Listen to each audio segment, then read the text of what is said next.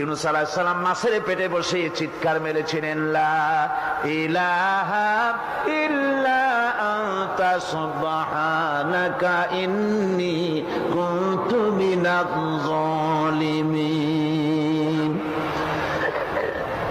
তিনি বলছিলেন, আয় আল্লাহ তাআলা, আমি তোমার প্রশংসা করছি, তুমি ছাড়া উপাস্য নাই, মাবুদ নাই। আমি তোমার পবিত্রতা ঘোষণা করছি, আমি তো জালিমদের অন্তর্ভুক্ত হয়ে গেছি। বাস এতটুকুন কথাই বলেছেন।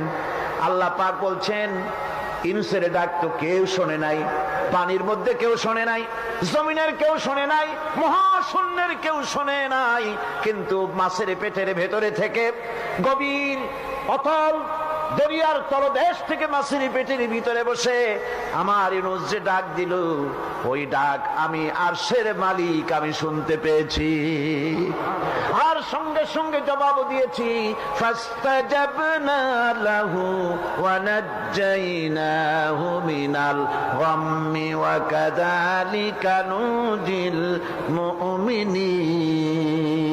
ডাকের সাড়া দিলাম, বিপদ দিয়া বাঁচায় দিলাম।